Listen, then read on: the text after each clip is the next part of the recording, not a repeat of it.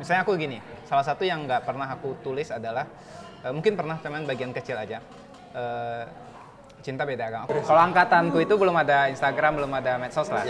Jadi orang masih main band lah untuk mencari jati diri gitu ya. Dan temanku, jadi ada namanya Muhammad Rozi, dia temanku kan. Dibikinin tuh Facebook sama dia. Akhirnya tuh pas tempatku itu ada banyak anjing namanya Boy. Ya.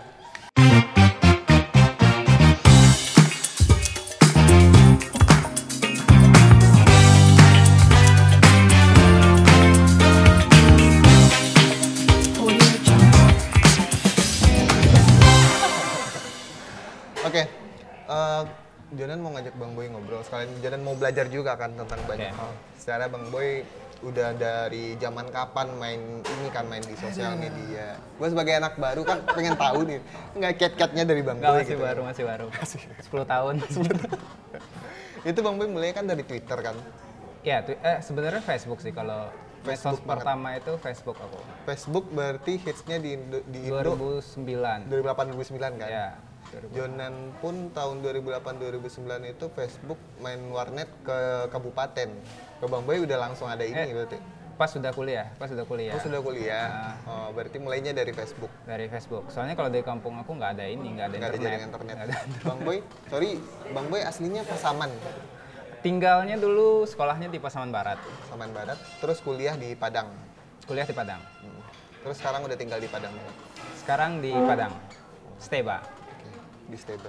Jadi, makasih ya Kak. Makasih. Terus ngomongin soal sosial media nih, Bang Boy lagi main TikTok juga. Baru Main TikTok. Baru ya? 2 bulan. Nah terus sebenarnya Bang Boy kan istilahnya udah stabil nih. Udah Boy Chandra orang udah tahu Boy Chandra gitu. Oke Nah lah terus ya. tiba-tiba Bang Boy Enggak juga main. sih kayaknya. Nggak tahu. Tapi tiba-tiba Bang Boy tetap main ke YouTube, eksperimen hal-hal baru, main TikTok juga. Nah itu marketing atau sebenarnya si Boy Chandra Kunio tambah kayu cek lah ya? Sebenarnya gini, kalau soal kayo ya, aku malah nggak terima semua job gitu ya. Maksudnya kalau cuman uang motivasinya kayaknya nggak juga. Tapi sebagai content creator, sebagai seniman digital lah gitu ya, seniman yang berkarya dengan memanfaatkan teknologi digital, media sosial salah satunya. Aku pikir emang kita harus mencoba bereksperimen dengan hal-hal baru gitu. Apakah itu media sosialnya bisa kita manfaatkan atau enggak. Kadang-kadang, aku nih nggak nyangka nih dulu bisa bikin tulisan di Instagram. Ya kan, orang-orang Instagram itu kalau awal-awal pasti video, foto. Ya kan, Jonan video foto. Kalau misalnya nggak bikin foto, nggak bikin video ya nggak bisa main Instagram dulu ya. Aku pikir, aku nggak bisa dua-duanya tuh. Apa nih kira-kira yang bisa? Oh ternyata bisa tuh tulisan ditaruh di media gambar gitu. Jadi kayak quote-quote yang jadi foto-foto quote gitu. Akhirnya aku main Instagram. Terus pas TikTok aku nggak nemu nih, aku nggak bisa joget orangnya. Nggak pernah joget gitu. Kira-kira apa ya yang bisa ya? Setelah aku pikir cukup lama kan aku main, akhirnya setelah 2 tahun aku eksperimen, oh ternyata bisa nih dibikin kontennya musik sama kata-kata. Basisnya tetap kata-kata gitu, karena energi yang aku bawa kan dari kata-kata. Akhirnya nemu ya udah, nemu polanya main di sana. Kebanyakan soal ini nih, seniman biasanya kalau hidupnya udah nyaman biasanya idenya berkurang tuh. Aku kayaknya hidupnya nggak nyaman. Berarti Bang Boy belum ya? Nggak, soalnya gini, kayak gue nih ya bikin konten ya, setahun 2 tahun kayak ya udah deh gue nggak ada keresahan lagi, nggak ada yang mau gue ceritain lagi. Nah kalau lu sendiri gimana sih Bang, maksudnya bisa lo tetap setiap tahun ada gitu, ada novel baru yang rilis? Ya sebenarnya gini, aku paham karena kalau kita udah di posisi merasa baik-baik saja, itu kita nggak ada yang gelisah lagi dalam diri kita kan. Akhirnya kita nggak ada sesuatu yang bergejolak nih dalam diri kita, nggak bisa bikin karya yang seperti itu. Tapi kalau aku ngerasa aku tidak mau memposisikan diriku di situ. Jadi misalkan nih aku punya tabungan nih 100.000. Sebelumnya aku berpikir dengan duit 100.000 itu aku aman. Nah, ketika aku punya duit 100.000, aku berpikir lagi, oh ternyata aku nggak aman nih dengan duit 100.000 gitu. Atau misalnya dengan aku pernah datang ke suatu daerah, aku ngerasa udah puas gitu. Tapi akan ada hal baru lagi. Aku belum pernah ke luar negeri misalnya. Itu akhirnya bikin kita ngerasa nggak nyaman lagi dengan diri kita, dan itu memancing nge-push kita lagi untuk berkarya lagi. Okay. Ya kalau mau berkarya harus banyakin susah ya. Iya, harus jangan dikondisiin diri dalam posisi yang baik-baik saja dalam tanda kutip gitu ya. Kayak tren berganti nih. Iya. Tiap minggu semua hal baru tiap hari malah ya. Dan bahkan ya kalau dibilang kategori ke kita nih, kalau kayak Jonan ya nggak tahu Bang Boy ya. Kalau kayak Jonan tuh ngerasa kayak sesuatu yang baru itu kayak gue kecepatan tua deh kayaknya. Maksudnya ketika ada Instagram gue telat belajar, terus ketika ada TikTok gue telat belajar lagi. Gue nggak ngerti anak-anak main TikTok ini biasanya apa sih semacam kontennya apa? Gue nggak ngerti tuh. Biasanya pas gue merumuskan di Instagram, karena ini lahir di zaman gue. Si Instagram ini lahir di zaman. Sebenarnya aku yang lebih tua kan. Tapi lu masih bisa ngikutin. Nah makanya pas zaman TikTok lahir, gue nggak ngerti. Nah kalau zaman dulu tuh kita tahu nggak sih orang-orang gaya itu kok nggak ngertinya main handphone gitu. Kok bisa ada orang nggak bisa main handphone gitu ya. Nah terus pas zaman kita ngerasain sekarang kok kayak, oh iya. Ternyata kalau udah tua tuh udah malas belajar hal yang baru sebenarnya. Kalau Bang Boy gimana? Kalau aku gini, ya posisinya gini. Aku tuh mandang setiap hari itu kan harus jadi proses belajar ya. Iya. Contoh TikTok lah ya. Kamu tau nggak di TikTok itu ada kakek-kakek yang joget-joget, ada bapak-bapak, om-om buncit gitu ya. Dan itu lucu kan? Iya. Maksudku gini, ini orang, om-om, generasi yang jauh di atasku ya. Kalau misalnya masalah teknologi mungkin dia nggak semua ya, nggak semua ya, tapi mungkin cukup banyak yang nggak paham gitu. Tapi dia bisa eksis, ya kan?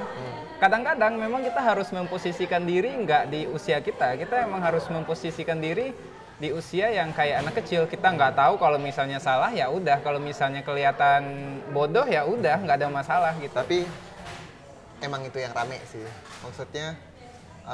Orang bikin konten instan, lucunya instan, dapat lucunya, orang mencari lucu ya, nggak pengen yang serius-serius juga sebenarnya di media sosial ya. Tapi kalau di TikTok kan, kalau kamu sih lebih ini, kamu kan good looking nih. Kalau aku kan pasti, semua. Kalau di TikTok kan tantangannya di situ gitu. Hal-hal semacam itu kadang-kadang juga aku pelajarin gitu. Tapi kalau aku sih berprinsip gini. Good looking itu akan cepat selesai karena banyak banget orang good looking yang baru gitu kan. Tapi soal rasa yang ditampilkan itu yang akan bikin seseorang bertahan. Berarti kontennya lagi ya? Iya, konten sebenarnya ada sesuatu yang kayak kalau kita makan di rumah makan Padang gitu ya. Kan ada banyak rumah makan Padang. Tapi ada satu rumah makan yang kita nemu rasanya, cuman dia yang punya. Dan kita akan balik lagi ke sana kalau rasa itu cocok. Padahal secara umum kan rumah makan Padang sama aja, cara masaknya mungkin sama gitu. Tapi ada rasa yang beda di satu rumah makan Padang. Sebenarnya seniman menurutku juga kayak gitu. Jadi yang bikin orang balik ke kita itu ya rasa yang kita tampilkan itu. Itu nggak akan ada sama orang lain. Berarti analoginya itu kayak karakter lo apa gitu ya Bang? Iya, sederhananya bisa sih. Lu siapa sih sebenarnya? Ya. Karena pada akhirnya orang yang bikin kita bertahan kayak Bang Boy, ini kan penulis. Orang taunya Boy Chandra, orang bijak nih. Enggak. Orang yang nulis ya. Orang yang nulis. Aku kadang-kadang juga nulis kata-kata kasar, itu nggak bijak. Tapi itu kan riset. Enggak, kalau aku sih karena aku tuh ya, orang yang karena aku percaya kata-kata itu berhak semuanya digunakan. Jadi menurutku nggak ada kata-kata yang harus disensor. Karena mereka sebenarnya sama gitu. Iya. Kayak gini nih, gue punya satu ini ya. Orang semua kata kayak lu bilang tadi, semua kata berhak untuk diucapkan karena kata itu diciptakan untuk dibicarakan. Nah intensinya adalah semua kata juga bisa jadi kasar. Iya, bisa jadi kasar. Semua kata bisa jadi kasar, tergantung dari nada kita ngucapin. Iya, bahkan kata yang baik pun bisa jadi jelek kan. Iya, kayak gue panggil nih, misalkan Boy Chandra, gue panggil Boy. Iya. Ya gitu kan, jadi beda artiannya kan. Nah bayangin kalau misalkan brandingnya orang yang nama Boy-nya ini adalah orang, misalkan orang Gilo gitu. Boy. Nah, kemudian kita panggilkan nama si Boy ini Kakawanawa. aku pernah nih waktu kecil. Jadi di tempatku itu ada banyak anjing namanya Boy. Ada banyak anjing namanya Boy. Jadi tiap aku lewat di depan rumahnya dia manggil anjingnya. Boy gitu. Nah, itu maksudnya. Bahkan sebenarnya kalau kita bahas lagi kan ke situ ganteng aja lah. Ganteng itu kan kata baik. Tapi kalau kita cie ganteng nih ya gitu. Itu kan jadi kayak cuma jadinya kan. Itu jadi artinya juga jelek gitu. Sebenarnya tergantung konteksnya itu. Dan itu tadi pas ini lu riset dan si Boy Chandra masih riset dan bahkan bahasa kasar pun termasuk riset. Kalau orang awam pasti bakal mikir pajak aku sedang ada sesuatu emosinya berarti. Pernah diserang gara-gara hal-hal semacam itu. Padahal hal-hal seperti ini tuh cuma dimengerti sama si ininya sendiri.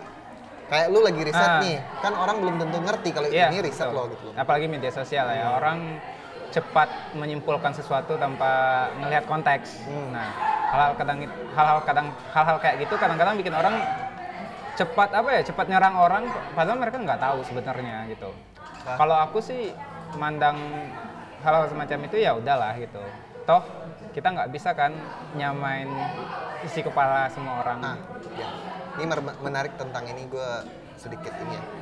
Menarik tentang perspektif. Satu kejadian dinilai oleh empat orang berbeda yang mempunyai masing-masing perspektif yang berbeda akan mengeluarkan pendapat yang berbeda. Kayak misalkan puisi, salah satu konten itu apa sih, puisi apa sih yang di YouTube yang sekarang? Anggap puisi ya. Puisi si Boy, anggaplah bukan Boy Chandra nih yang bikin puisi. Satu orang yang punya perspektif yang sama akan merasa terwakilkan.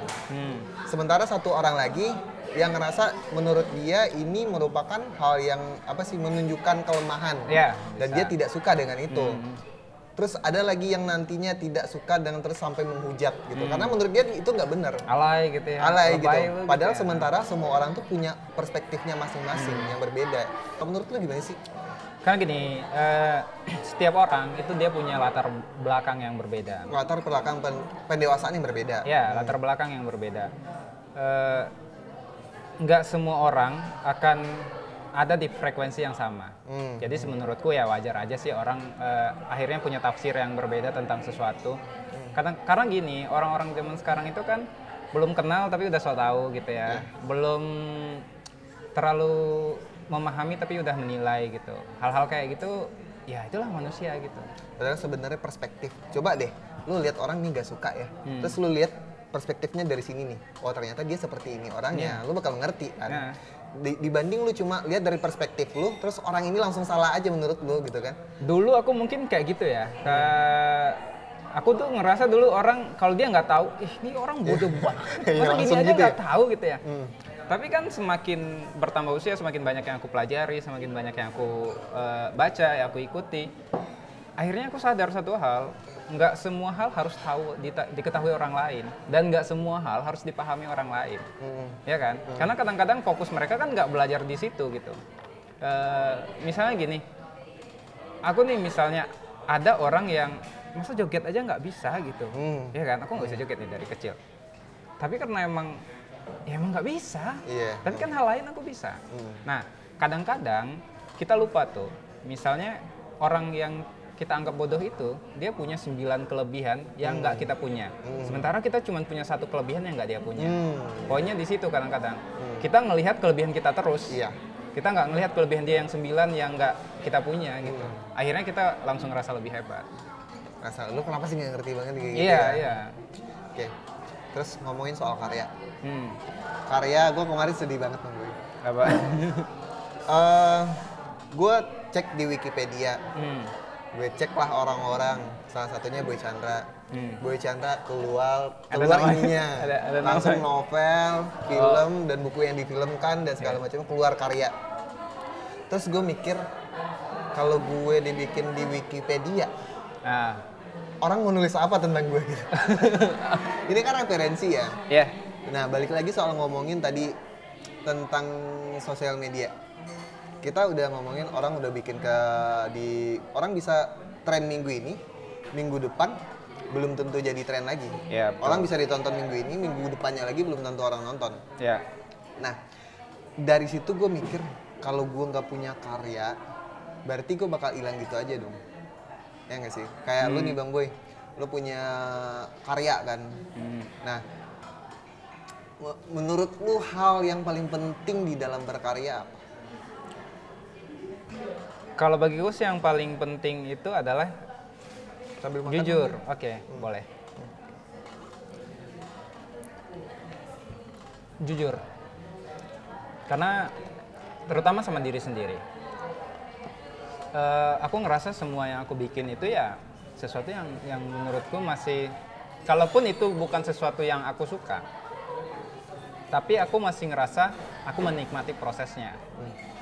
Tapi aku nggak bikin sesuatu yang emang berlawanan dengan prinsip hidupku gitu. Misalnya aku gini, salah satu yang nggak pernah aku tulis adalah, mungkin pernah teman bagian kecil aja, cinta beda agama. Aku ngomongin cinta nih banyak banget ya sisinya. Aku nggak pernah ngomongin cinta beda agama. Kalau ada orang nanya, aku nggak selalu akan jawab, aku nggak paham itu, jadi kayaknya kalau kamu emang mau tahu itu ya udah pelajari agamamu masing-masing aja gitu. Nah, karena aku takut hal-hal seperti itu dan hal-hal yang berkaitan dengan ilmu-ilmu agama yang nggak aku pahami dengan baik. Nah, itu nggak aku ikutin. Tapi kalau misalnya aku masih paham, ya aku ikutin. Dan aku jujur aja kalau misalnya aku nggak tahu, ya udah aku bilang nggak tahu.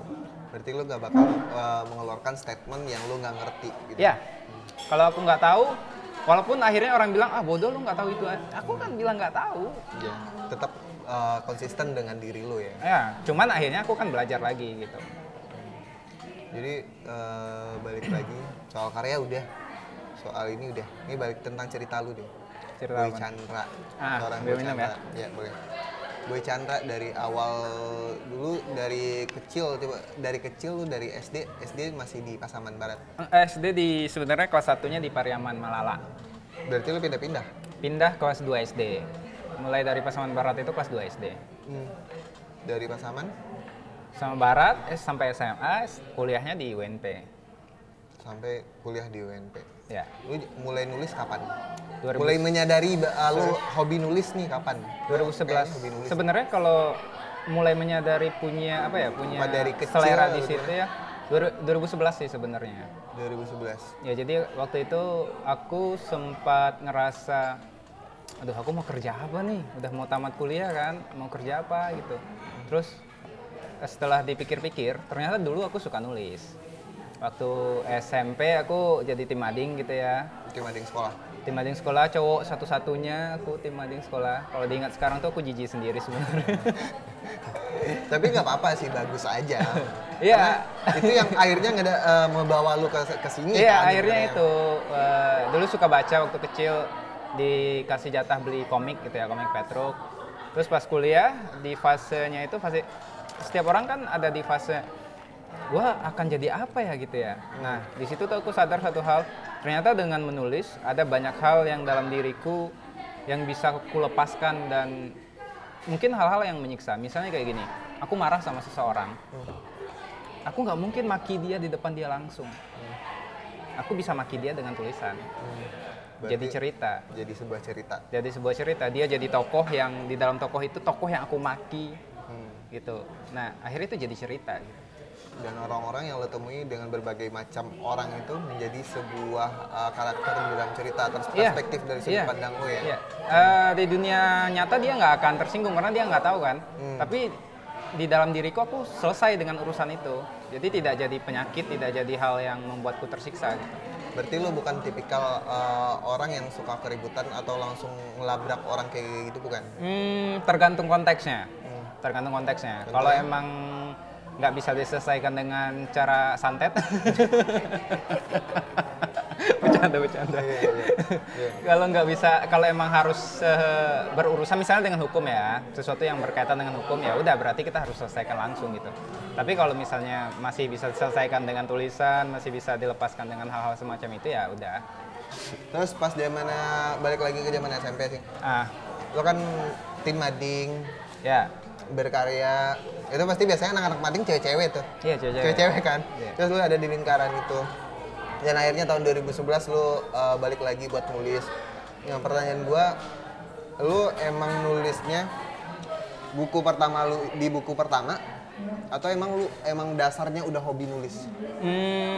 Sebenarnya kalau bilang hobi sih enggak juga ya. Cuman emang dulu tuh aku suka jadi dulu tuh aku punya band waktu SMP kan. SMP itu kalau generasiku ada generasi. Kalau angkatanku itu belum ada Instagram, belum ada medsos lah. Ya. Jadi orang masih main band lah untuk mencari jati diri gitu ya. Aku kebetulan suka nulis lirik-lirik lagu. Nah, dari situ tuh mulai jadi kayak ada kepuasan dalam diriku yang aku rasakan ketika aku bisa menulis. Nah, modal itu sebenarnya salah satunya yang akhirnya membuatku memilih jalan jadi penulis. Karena aku ngerasa dengan menulis aku, walaupun di dunia yang tidak baik-baik saja, aku merasa bisa tetap bertahan. Bisa menciptakan dunia sendiri. Terus mulai di Facebook dan di Twitter. Ya, setelah Facebook, di Twitter. Prosesnya Twitter gimana 2011. sih? Prosesnya gimana sih dari Facebook ke Twitter? Sebenarnya Facebook aku udah dibikinin sama temanku, karena aku kan gaptek, orang dari kampung. Bikin email aja aku nggak bisa, dibikinin temanku. Jadi ada namanya Muhammad Rozi, dia temanku kan, dibikinin tuh Facebook sama dia. Akhirnya tuh pas Twitter, orang-orang kan punya BlackBerry ya waktu itu ya.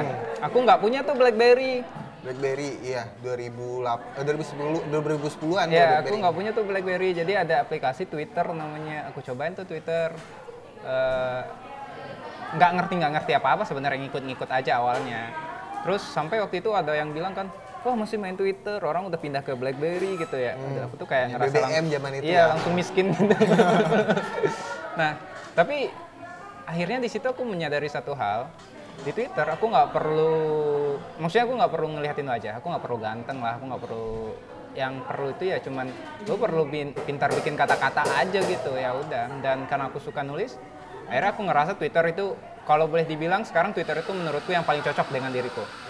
Di antara semua media sosial ya, Twitter yang paling cocok. Walaupun akhirnya aku main semuanya. Karena ada orang yang lebih pintar mengeluarkan perasaannya lewat tulisan dibanding ngomong langsung. Aku menemukan diri di sana, akhirnya aku main di sana. Aku nggak pernah ninggalin Twitter malah dari awal sampai sekarang. Karena itu tetap jadi basic lu ya, maksudnya setiap lu kemana-mana pasti baliknya ke Twitter lagi. Iya, jadi kayak ya di Twitter kan lu mau ngeluh juga, orang mau bilang lapar aja orang ya udah selesai gitu. Bisa ngomong apa aja. Iya, bisa ngomong apa aja gitu. Tapi ya gitu sih. Kayaknya semua media sosial itu punya usianya masing-masing. Iya, dan punya karakternya masing-masing.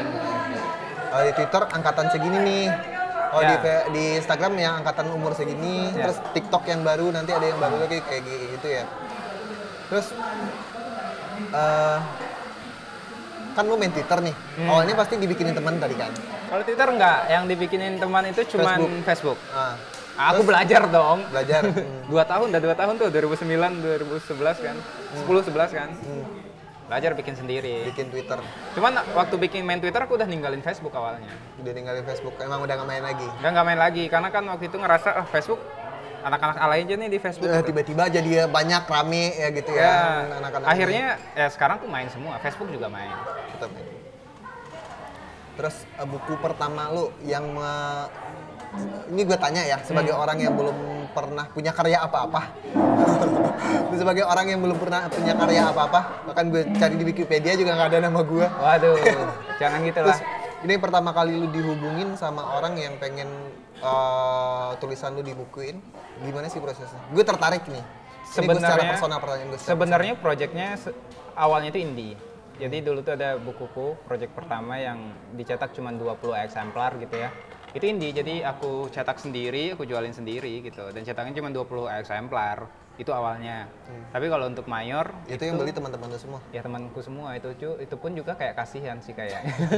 Pak Joko perlu PT aja. Iya, perlu. Soalnya itu yang duit yang aku pakai, duit beasiswa soalnya kan, untuk nyetak. Kasihan gitu. Akhirnya belilah sama teman-temanku. 20 orang lah gitu, aku ingat lah 20 orang lah sekitar itu.